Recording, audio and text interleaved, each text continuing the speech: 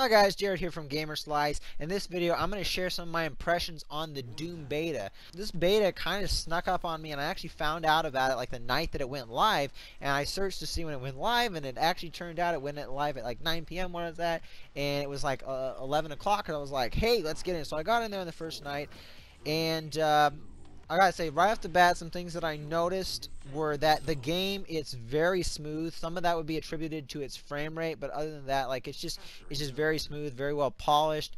It's got fantastic animations. These are some of the best action animations I've seen in games. Yeah, I've seen some other ones on par with this, but these are like top-notch animations for this period in gaming. The gameplay of Doom is also very fast paced. I think a big contribution to that is because your character actually moves fast like you do in these, original old school shooters. And that's one of the things that Doom really does bring back, is that old school shooter feel with like a new polished look to it.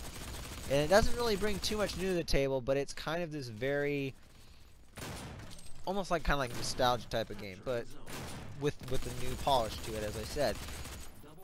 With this though, this also means the game is fairly bare bones, and this is something that I don't know if a lot of players are going to like. I mean, there's no sprint. There's actually quite a few of the buttons on the controller that don't get used, but it's basically just like this classic hardcore, fast-paced, action shoot 'em up versus other players. The other thing, there's a bit of a concern I have with this though, is like there's a limited weapon selection in this, and I think there were some weapons I saw that were supposed to be in the single player that aren't going to be in here, but I think for the most part, the weapons in the beta are like all the weapons you're going to have access to, and it's only like something like maybe six or seven. I don't know. It seems fairly limited, but I think they might be able to get away with it. There's 2 maps in the beta, also 2 modes. There's your team deathmatch, and there's another one called Warpath, and I actually like this one. This is basically a capture the zone, like domination game mode, and there's a particular path where there's this zone that constantly moves around the map, and there's like arrows that direct you to it, but you have to actually stay in that zone and capture. So that's a cool little game mode, and it actually works pretty well.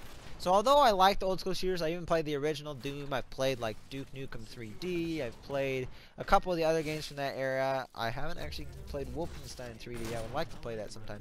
But although I like those old school FPS, I think when they bring them into the modern era, it's not quite the same. There's still, because it's a pretty big difference, like the way the game looks, the way the game feels, and everything.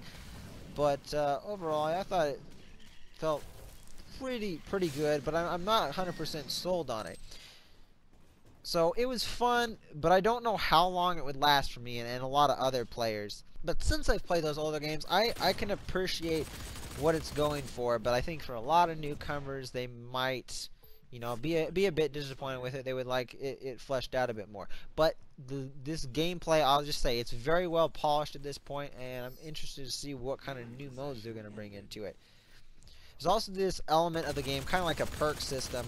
They're called hack modules, and they're like little perks or buffs. They're randomly acquired too at the ends of matches or whatever. It's kind of like almost like Destiny would have with the loot system, but not exactly. And you get more than that, and it's and they're more minor things. They're not like major things. But you get them. They have timers. You can activate them during the matches. Some of them like show your last killer for so long. Some of them are just like gives you extra XP. Other ones show you like actually show you cooldown timers of all the pickups on the map. So just minor things like that can give you a little bit of an aid. So I think these are actually pretty well implemented. And also talking about pickups, there's also like the major pickup, which is not really a kill streak reward because you can randomly pick it up on the map, but it's a special character pickup, which is this demon, and when you pick it up, the demon's like got 2 rocket launchers on his back, really fast, really powerful. I think they might need to tone down the health a little bit, and I think you have it for about a minute. So it is on a timer, but sometimes it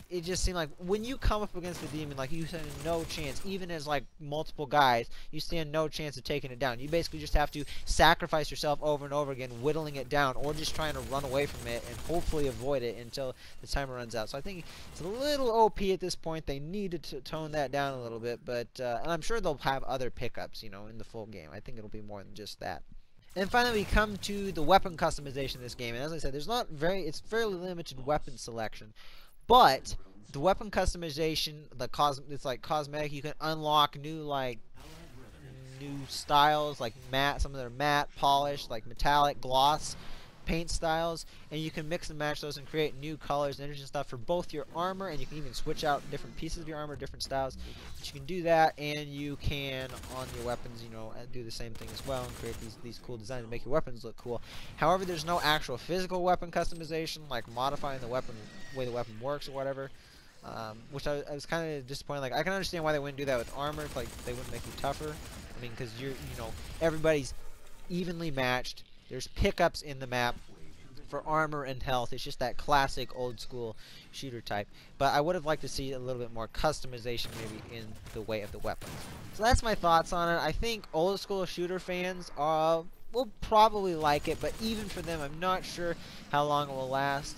I think the better part of this game, I think, will be in the campaign, because the art design for this game is just it's really good, and some of the seems like the environments they've crafted. I mean, given you're going through hell this entire time, but some of like in the arena sections of that single player, it looked like they were just really great set piece moments. But I think the multiplayer portion of this game is fairly limited the way it's appearing at this point.